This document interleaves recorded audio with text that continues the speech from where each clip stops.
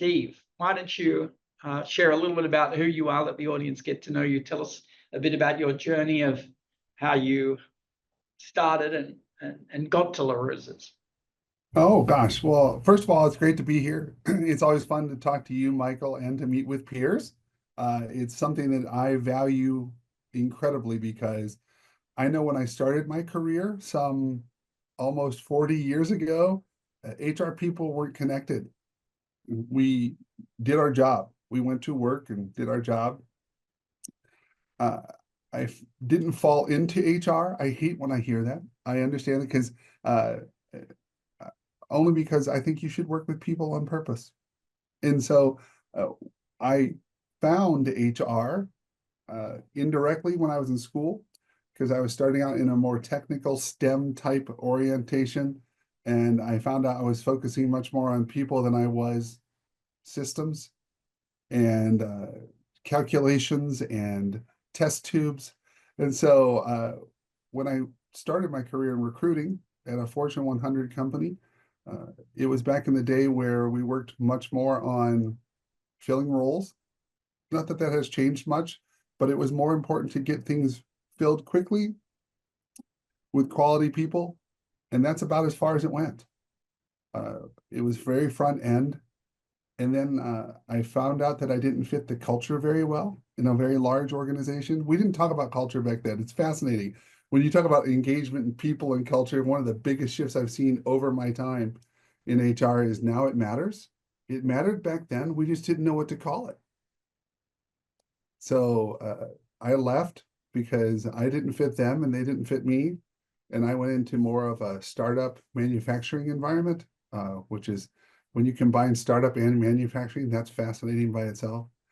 And been working in HR since then. Did manufacturing, professional services, worked for an engineering and architectural firm for almost 9 years. And like you mentioned earlier, I've been at LaRosa's for 18 now. And what's funny is as an 18-year-old or tenured, I guess, team member, I'm still one of the least tenured people here. To give everybody a little detail and background of LaRosa's as the business and company, it's quite, it's not a small business. So I don't know that a lot of people may know the brand depending on where you are in the country. So yeah, we are a regional pizzeria, we call ourselves. A family pizzeria is our brand. We've been in business for 70 years this year, which is an anomaly in the restaurant industry. You see a lot of people go to restaurants, and most restaurants last around 10 years, and that's a good run. So for us be entering our 71st year now, it is quite amazing. We are a much different place. We've always been a culture first because of the family. It's just who they live and how they live. We have things like high school graduation ceremonies. We do funerals, and I know that sounds morbid, but people eat after a funeral. We do soccer things and sports things, and we have generational hiring. I'll meet people who go, "Oh, I worked my son and his son and their son," and it just happens. Work at LaRosa's, best thing I ever did. And we understand who we are. We're very aware of who we are. We have you for a period of time, and that's wonderful.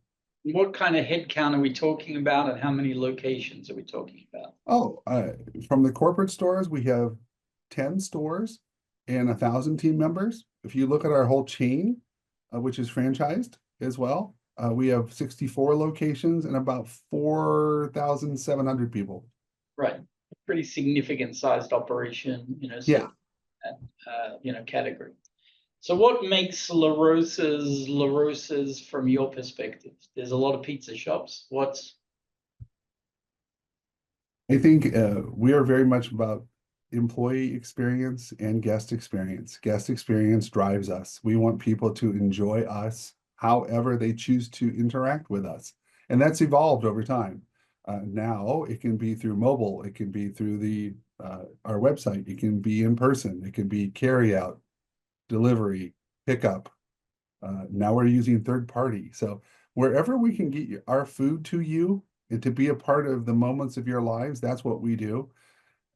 And we're unique in that we have people who come here, stay here, grow here. Our CEO right now is a family member. So they kind of have the in because it's a family thing, but you still have to be a great business person, by the way. You can't just, it's not just because you're a family member. We hold to that. That's one of our foundational beliefs, and we hold to that for any family member who works for us. And but the person who was prior to him started out as a dishwasher, finished high school, and became the CEO of a company. That's typical for us. I've always heard HR people, we believe in people, we'll develop them and promote them from within. And you're like, well, give me some examples. And they can't.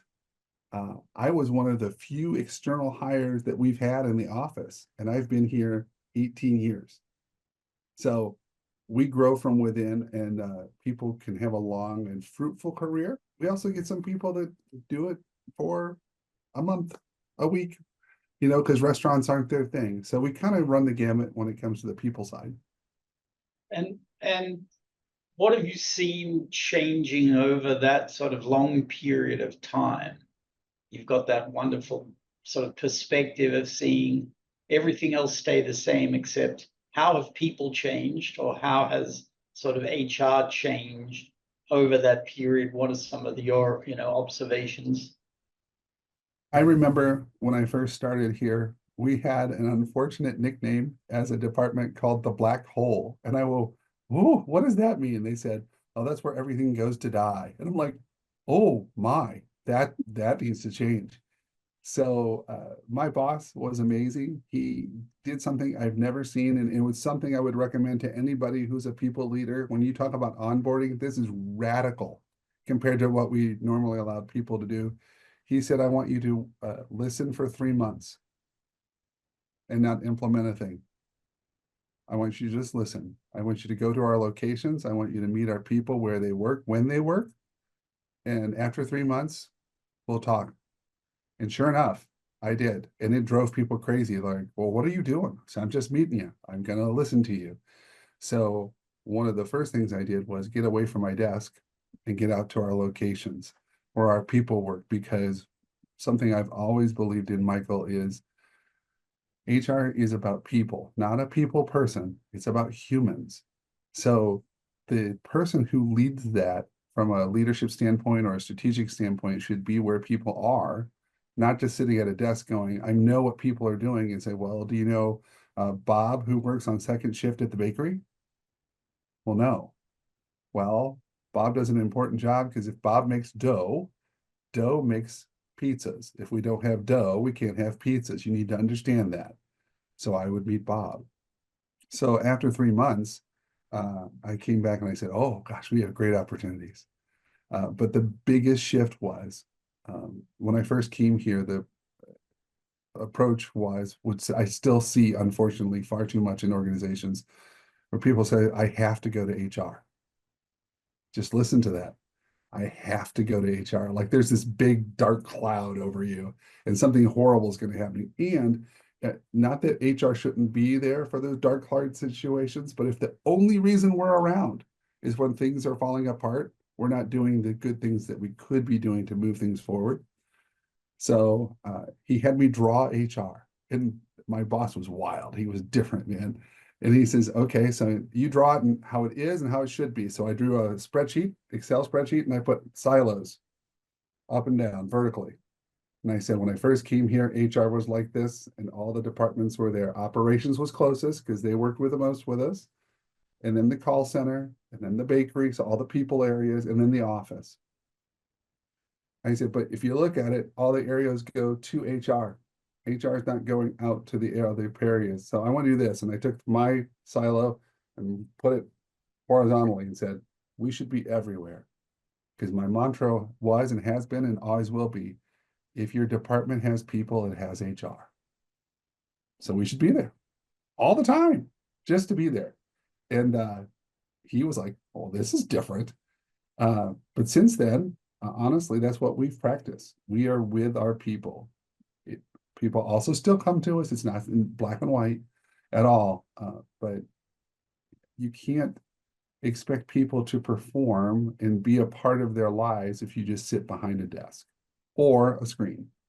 There's ways to do this. So I hope people don't get hung up on the method. Like, well, how do I engage remote people and hybrid people? Well, be interesting, engaging online. Try that. You can do all kinds of stuff. I might not be able to get to Dallas, but you and I can have a connection. I'm rambling a little bit, but I think it's HR to its core is being with your people. So over the period of time that you've, again, extensive history at a single place to see how things have changed, what is it that people are looking for, when you're thinking about how to address their needs?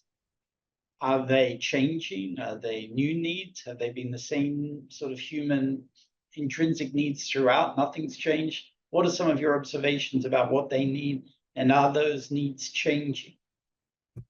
Some of the intrinsic things that have been around and will always be around are people want to be seen, heard, and valued for what they do. So if I'm a server, value me for being a server. If I'm a receptionist, value me for being a receptionist. If I'm the president, value me for being the president. Very important. What has changed is in the past, employees would stick it out and stay no matter what because they needed to have a job. Now people work where they want, when they want, and how they want. And organizations need to adapt. We've had to adapt. We've had flexibility long before the pandemic happened. Because if we don't allow for that or figure out ways to see how that ebbs and flows, people will make choices to go to places where they can find that. That I don't think is changing. The one thing that came out of the pandemic more than anything was how work is done is forever changed. So if I can't find what I need at your organization, I will find an organization that allows me to do that. And great examples are like third-party driving. Like we have DoorDash now. We also have delivery drivers, but DoorDash, people can work when they want, how much they want, whenever they want. And you go, well, I want them to work for me. They want to work for a place that allows that. We can't offer that much flexibility. So now you're seeing companies come to life that never existed before in order to meet the workforce where it is. I think the other thing that's changed dramatically is communication, not only from technology and, the next thing. I remember when social media first came out, the biggest push from HR was, oh my gosh, let's clamp this down. What's the HR? What's the policy? What I think is hilarious. I remember an example where we've never had a social media policy, by the way. We've had a social media practice.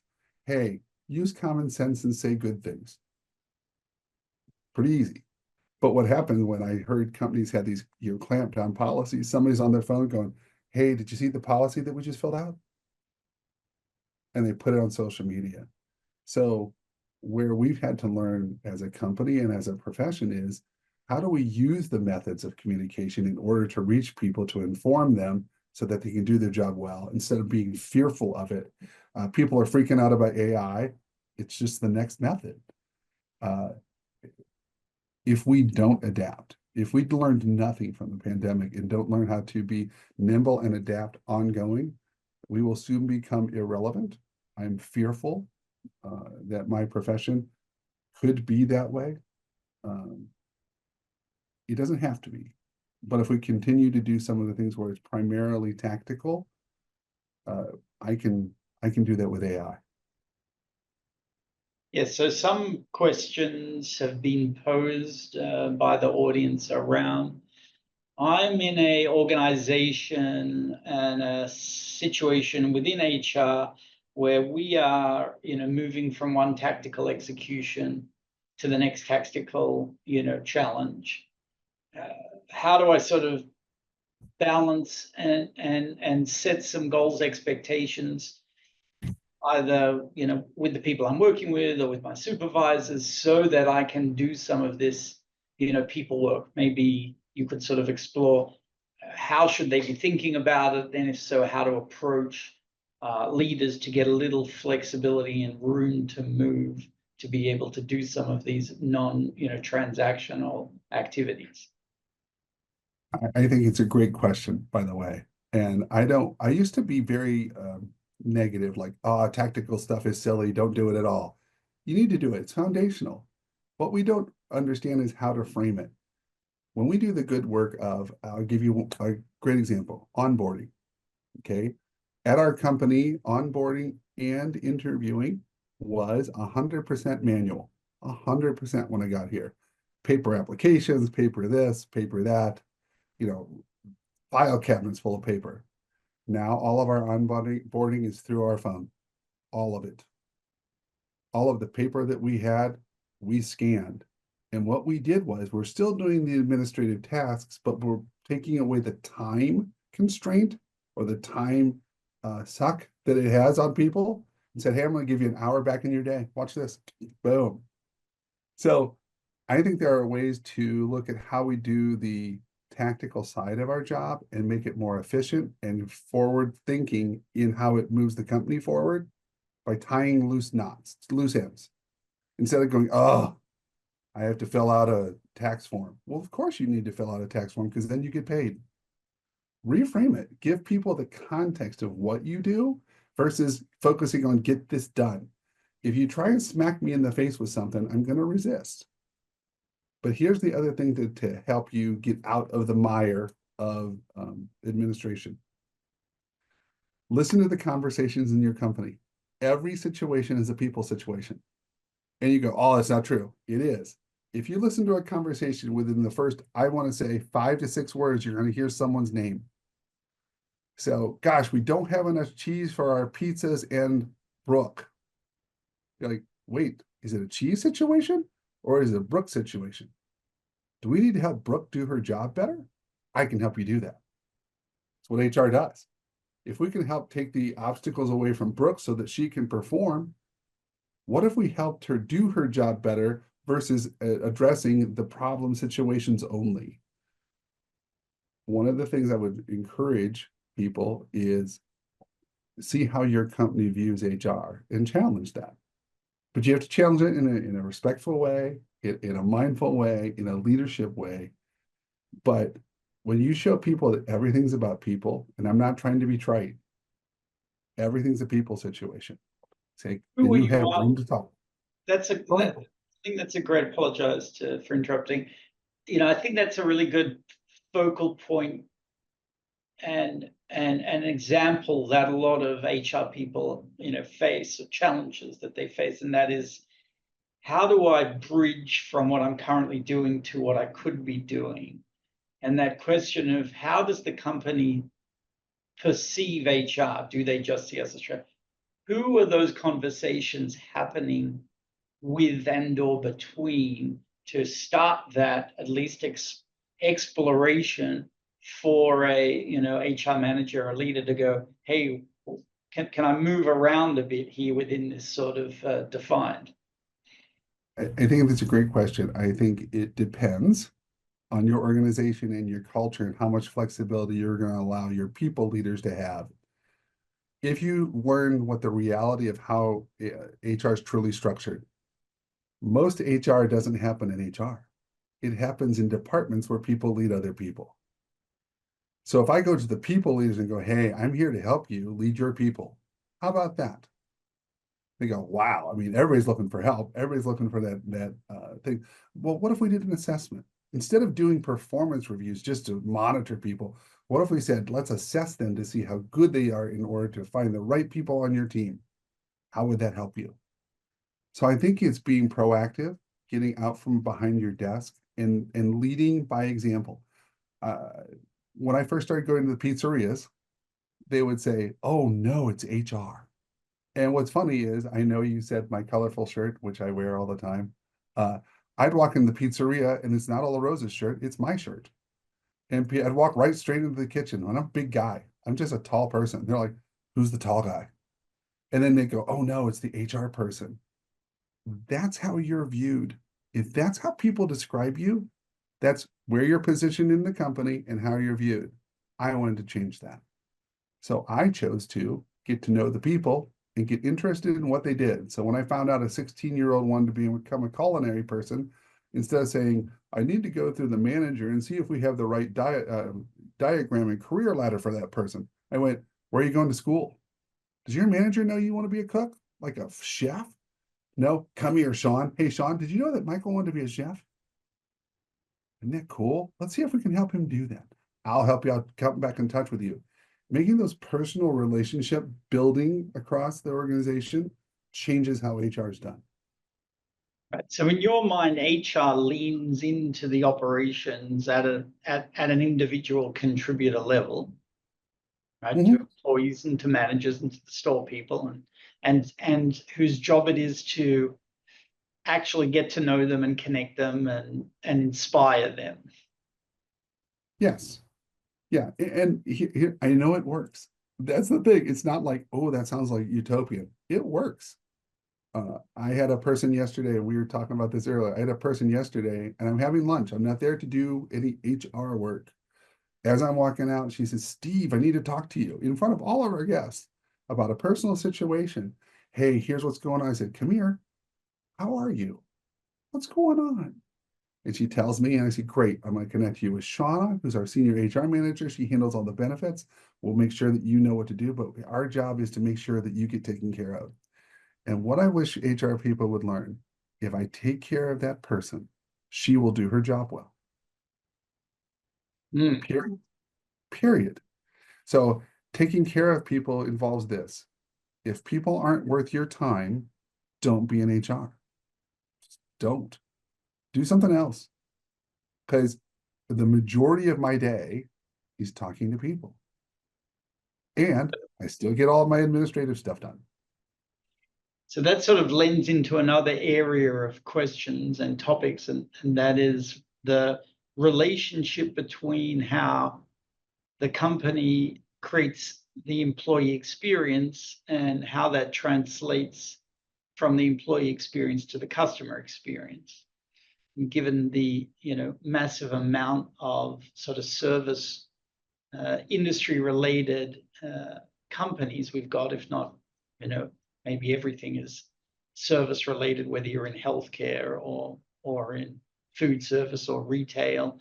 Those are obviously, obvious ones. What do you see from your experience and examples of the correlations between how you, connect with your employees, how you create experiences for them, and how those experiences then may get emulated at the consumer level? We try to teach people that people matter. And what's interesting is if someone has a good relationship with you, and I'll give you a store example, it works in the office too, so it's not all just frontline things.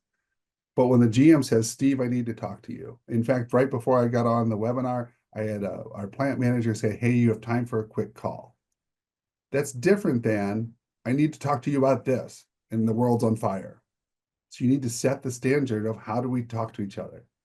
And it seems very basic and simple. But when you set the ground rules for that, rich conversations happen. So we have this model of, hey, can I talk to you? Yes, you are worth my time. Over. Then when people fail, because we all do, or when people lose their temper or their patience or there's conflict, you coach them through it. You don't berate them. You don't write them up. You coach them through it and you learn through it. What's really interesting from a people perspective, and this gets to the guest, because if a guest has something that's wrong, no one likes their food wrong. Just telling you right off the bat. If they go, I ordered this, and even if the server was right and wrote it down, and all of a sudden the food comes out and it's not what the person said, or they change their mind, we still need to take care of that guest. So I remember an example years ago, I was at a franchise of ours, and a person had a birthday party, and there was an uncle, the kind of uncle you don't want to have, who lost his mind because he got a pickle slice or a pickle spear with his sandwich. And he said, I didn't order a pickle, caused a scene, used vulgar language. It was melee. My family and I just happened to be there. My wife and my two kids, they were very young at the time. And my wife's like, don't. don't. I said, God, I want to jump in. I want to jump in. And this poor server, who's there to take care of the guest, said, I'm sorry, sir. How can I help you? We will get you a whole new sandwich. I'll take care of it. Still lost his mind. I was like, I gotta jump in. She went to her manager. The manager came out and said, hi. And this was what was beautiful.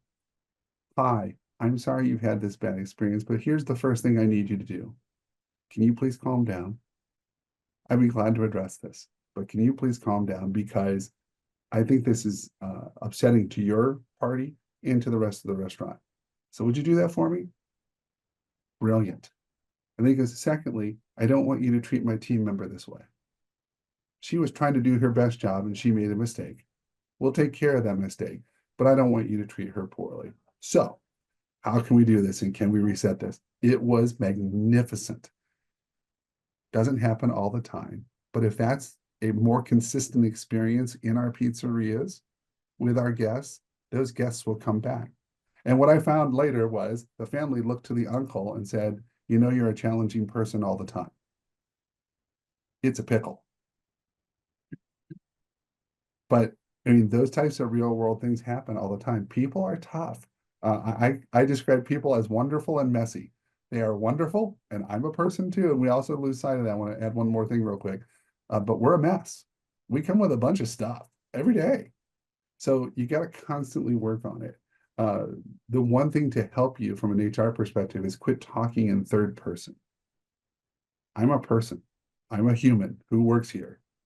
And it's not always them or those or others. It's us.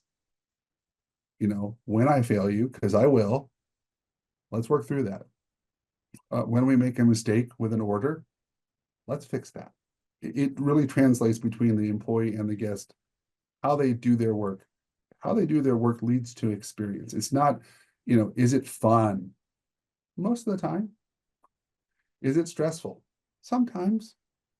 You know, I think you need to be more human in the workplace, more realistic in the workplace instead of altruistic about it. And so what brands or examples of companies from, you know, your vantage point as LaRosa do you look up to who look like they're doing a great job with the employee experience, how that translates, and maybe conversely, if there are, you know, brands or service sort of models that you've seen that you wonder what's happening on the employee experience side as a result of the customer experience that The you the know, model the model we look at often is Chick-fil-A. Chick-fil-A has the kind of people, you know, when they say it's my pleasure, you're the skeptic in you goes, let's see if I can make them not say my pleasure. It's amazing how they've done it. I don't know if the team members go in the back of the house and go, oh, I'm so tired of saying this, but I don't think they do. I really think they get it right. They have a much different model, even from a franchise standpoint. They find people who aren't from the restaurant industry, but have great character and great attributes and hire that person and say, we're going to help you become an owner. So they fill the top of their organization with people who are good people. That's a huge model. Hard to emulate, but you can learn a lot from it. There are other smaller local brands. I love small shop people because they still get it.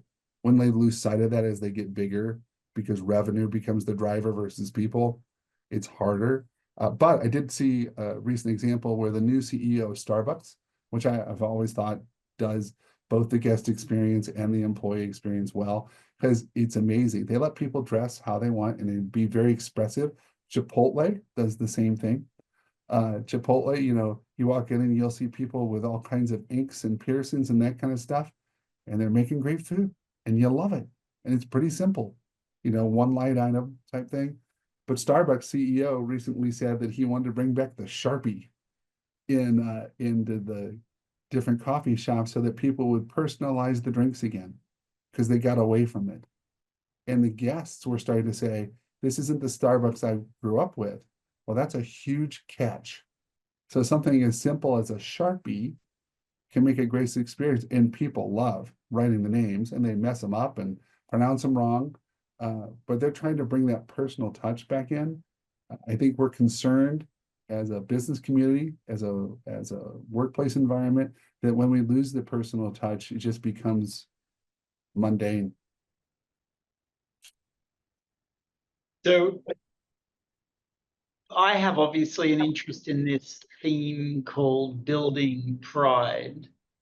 I shouldn't say obviously, but that's an agenda that I have, and I believe that if you can tap into people's um, aspirational desires to be satisfied in the work that they do, they're most likely to give their best versions of themselves, and within that potentially contribute the most discretionary effort that one reasonably could. And if you don't tap into that sort of intrinsic pride that people feel in wanting to do well, you're missing out on a big opportunity. What's your reaction to those ideas? Do you see that as a truism, or and if so, are there examples where you felt that you've really inspired people to give the best, and as a result of that, you're really getting a lot from them as a individual contributor, server, or washer, or a dough maker, etc.? I think it's incredibly important, and I'll give you three quick examples. I was down at our bakery, and our bakery makes dough that's frozen.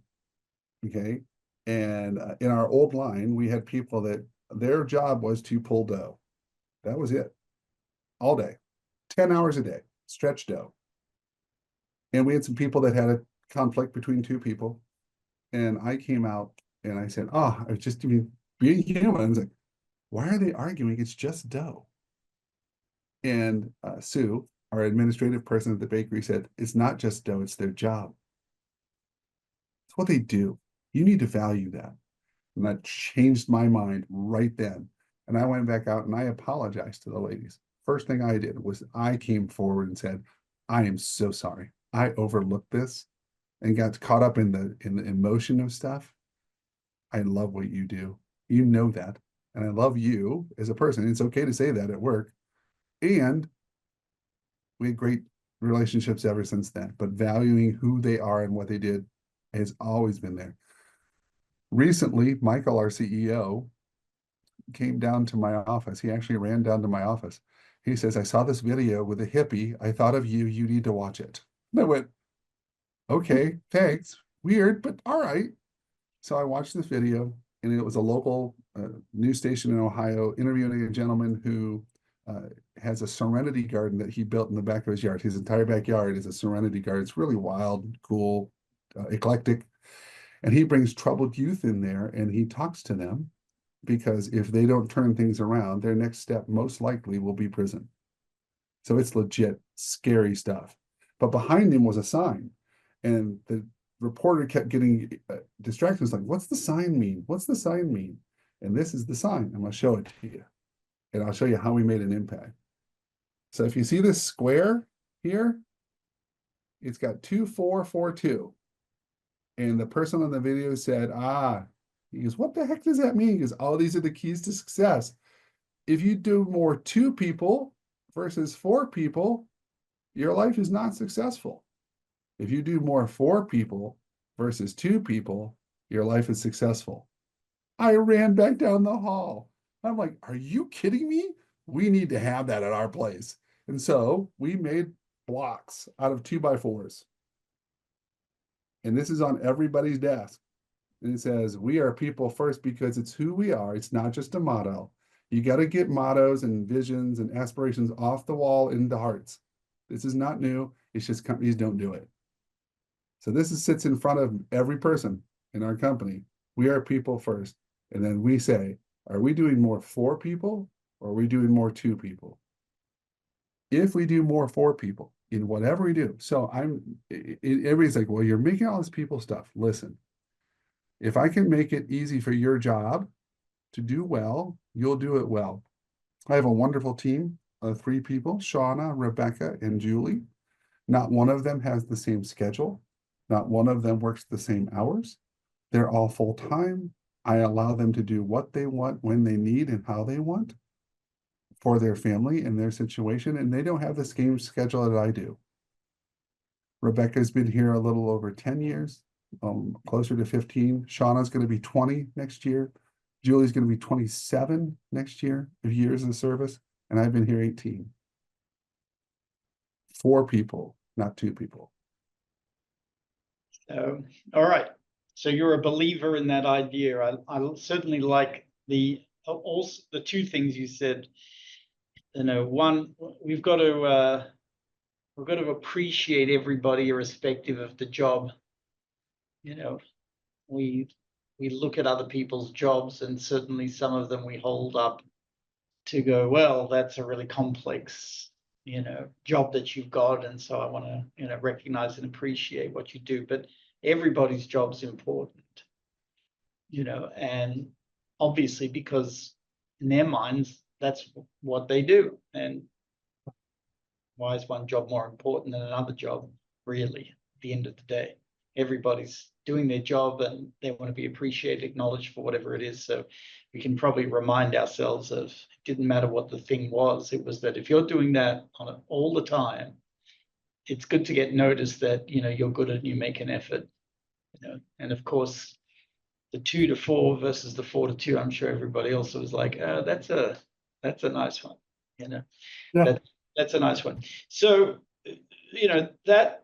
that's the sort of soft side of people. Now we're being told though that we've got all this interesting AI coming in, and AI can, talk for us or communicate better than us or on our behalf, etc. What's your observations of where you're seeing it or not seeing it, or predictions based on the breadth of experience that you've had and seen various technologies come in and impact HR? I'm excited about it. I think it's, with time being the resource that we lack the most, if there's a way to improve that or shrink that so I have more time to have interactions. For instance, if AI can say I need a job description for a lab tech, here are the 10 things, and it comes out with a template, that saved me hours of time. Hours. It doesn't mean it's the final, it just gets you started. It's a framework, it's a template. If you rely on it to determine how things are done from a communication standpoint, it misses nuance.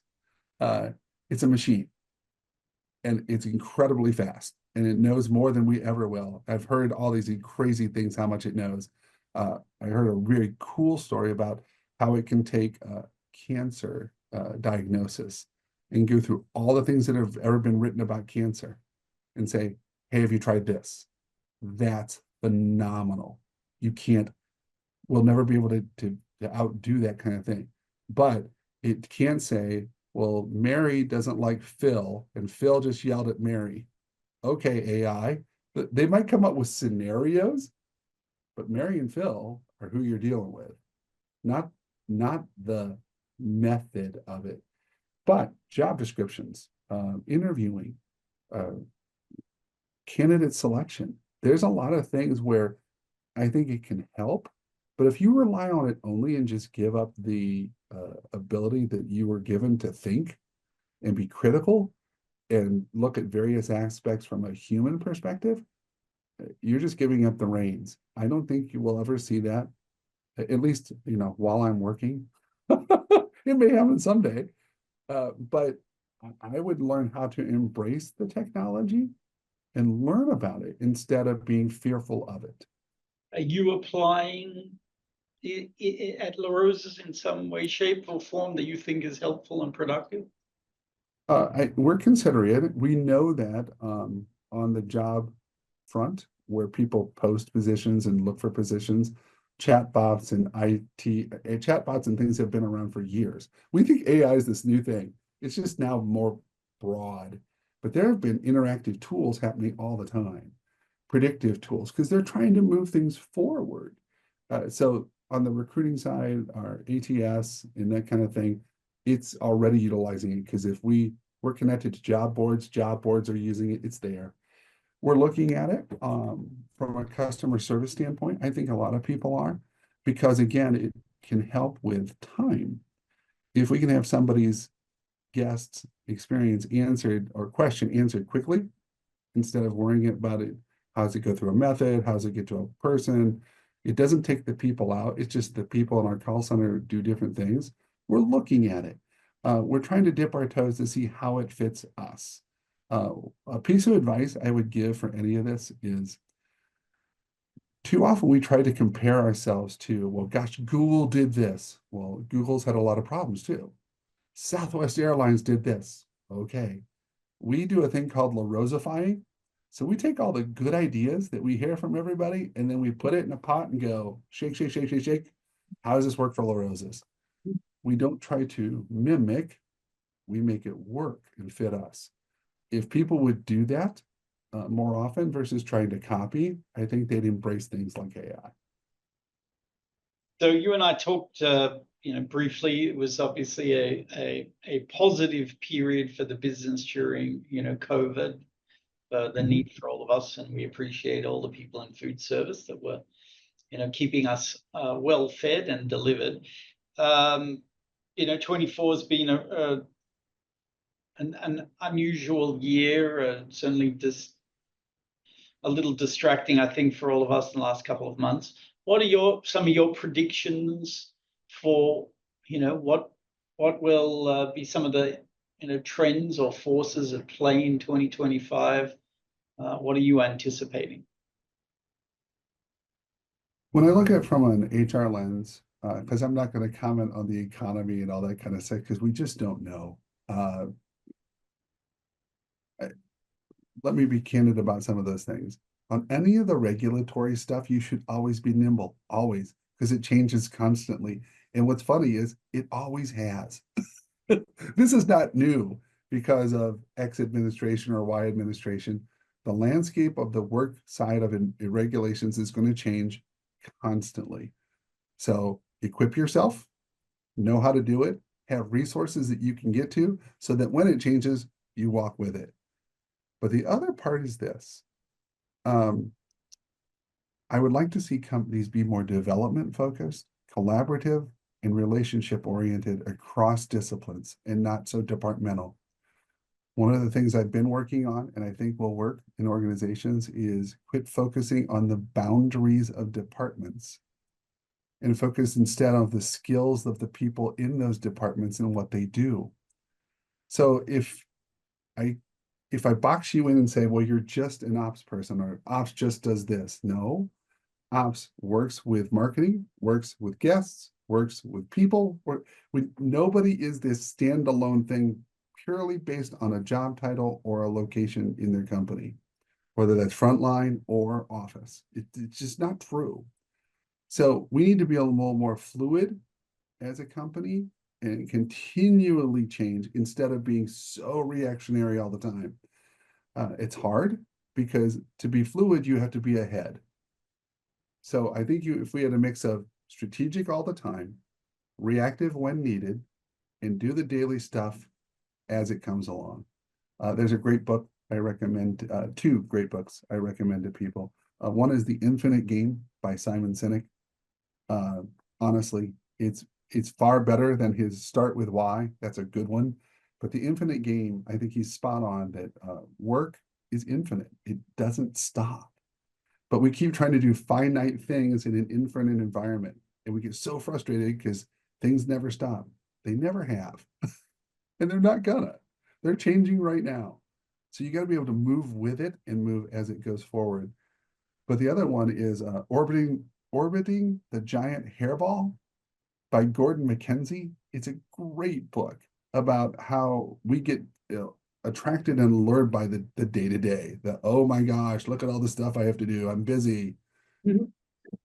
Here's an example. For the people that chose to come on this webinar, you got out of the hairball at least for an hour. Good for you. That's important. The whole point of McKenzie's book is, though, come out of the hairball, learn something new, and go back and make the hairball better. If you learn nothing else from today, get those 2 books because they're amazing and you can apply them all the time. But if you don't have a development focus and become a people first company, and we're seeing it already, and I'm not trying to speak poorly. You asked earlier about brands that don't do this well. The brand that everybody relies on right now. I mean, I am not a big Amazon user, and not because I don't want to. I just don't. I still like going to stores because I'm old. But here's the thing. Amazon's an incredible service that's struggling from a people perspective because they're focusing so much more on productivity, efficiency, and revenue. They're right, and you should focus on those. But they're doing it in spite of their people, from what you hear, instead of with their people. That can happen to any company within moments. If you can do all those good things, hit your productivity goals, excel your productivity goals, hit your revenue marks, reach all your strategic goals through your people, instead of on top of your people, you're going to be relevant. If you don't, you won't be around. So you shared a couple of great books, and so thank you for doing that. Certainly, I know Simon Sinek's book and his work, excellent. Why did you decide to embark on writing? This is your second book now, correct? Unleashed It's my HR. third. Third book. It's my third. And that sounds so arrogant. I'm sorry. I mean, this is how it happened. I've been able and fortunate to speak at HR events for years. And I love it because I'm a practitioner and I get to talk to practitioners. And it's just like talking to like this, like talking with you, Michael. But one day somebody said, "Hey, I like your ideas. They're different. Why don't you write them down?" And I went, "Oh, okay." Well, I've had a blog for, gosh, over a decade, almost 12 years, I think. And I love writing. I love creating. I have stuff that goes on all the time. I write an email newsletter. I've been writing an email newsletter for 25 years to people, long before it was popular, about HR. So I said, I'll give it a shot. So I went to a local place here near work, and I said, if I can write one chapter, I'll see if I can write a book. Something I'd never written about. And I ended up writing 3, and then I ended up writing 9, and I sent them into SHRM, who I published through, and they go, "Hey, it's a good start." And I went, "Oh, geez." I thought 9 was it, After the first book, I had such an incredible response from the people globally. I'm still humbled by it. They came back to me and said, "Do you have more?" And I did. And then the third one, he says, "Why don't we try and make it a trilogy?" And so the joke I had with my publisher is I wanted to be the J.R.R. Tolkien of HR, the guy who wrote like the Lord of the Rings in HR. And so I did. And my thing is, I wrote books that aren't prescriptive. They're ideas. They're things I know that work because I've done them. It doesn't mean they have to work that way for you, but you can take the concepts and do it. And I chose to write books that are standalone. So you could read chapter 4 and really like it and use it. Chapter 5 might not speak to you. That's okay. You don't have to use chapter 5. I wrote them to be a resource because I believe in the profession. I always have. I don't think enough people believe in what we do and who we are. And I'm a champion for who we are because I love HR. I really genuinely do. It's the only thing I've ever done. Only thing I ever will do. So again, a reminder to everybody that if you'd like a copy of Steve's book, we'll certainly be sending out a follow-up email asking for your address information. So Steve, I think a final, question, I apologize. I saw some questions coming in the chat. We couldn't get to everybody's questions, but hopefully everybody still benefit. But, a final question is possibly a lot of the folks listening in are HR related and are attracted to the field in the same manner and reason why you, the chemist, decided to go, actually, no, I'm a sort of biochemist and I'm getting into the human, part of it. Why do non-HR people struggle with the interactions, have sort of a series of, expectations? If you're talking to operations, they're sort of looking across the table at HR saying, this is what I need you to do, HR. And in their head, maybe the people emotional states sort of not first and foremost, but if HR people are more sensitive and aware of how these others are perceiving HR and how HR can lean into the conversation. We may be more influential, and the ability to sort of sway others, particularly if HR is wanting to say, I'd really like to do this initiative. How should we be thinking about non-HR people? The majority of my day is not with my department. I'll give you a great example. Every Monday morning, I'm part of the ops leadership team. I'm the chief people officer, and I sit in the ops meeting every Monday. And the meeting is 90% people oriented. So I think it's position yourself with others, value the things that they do, and learn what they do. Don't just know the business. Years ago, Michael, people used to say, I have to know the business. I need to know how to read P&L. You do, because you're a business person. My thing is, I know how we make pizza. I know where we make pizza. I know our revenue. I know everything about our business because I'm a business person who happens to practice HR. If you keep trying to be an HR person only, then you're going to be treated that way. Because if you're seen as someone who's outside the organization, back to my story of I have to go to HR, that tells you where you are in the company. You want to be the person of, oh, hi, Steve, how are you? I'm glad you're here. Or you know who we need to have at the meeting? We need to have the people voice. Who's our people voice person? That's what you need. When you're part of the team, not seated at the table and all that old stuff, when you're part of the organization, inside it, because you're the connective tissue of the organization, then you can cross and do anything. So what I do is I'll bring finance and marketing together. And then I walk out. Hey, Susie, I heard you need to talk to Pete. Pete, you need to talk to Susie. Let's get that together. Make that happen. You guys good? Here we go. Last quick thing. Stop doing a top-down approach to leadership and do a facilitated model of leadership. You can't see it, but I have flip charts all over the place, old-fashioned flip charts. And I bring flip charts to a meeting and I facilitate them. And by doing that, I'm leading them. We're not led by an agenda. We're led by a person who knows what needs to be done from a people perspective, and you can make it happen across every facet of your organization. Good wisdom. Appreciate you sharing that. So on behalf of everybody attending and those that may hear this in the future, Steve, all the best to you and the great things you're doing, and thanks for contributing to some great pizzas in this fine state of Ohio. Sorry about thanks for having me. Sorry about the Bengals' performance this season. Not as bad as the Cowboys. Oh no, we're not.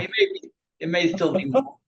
For everybody else, who've joined in and listened, thanks very much for your attendance and questions.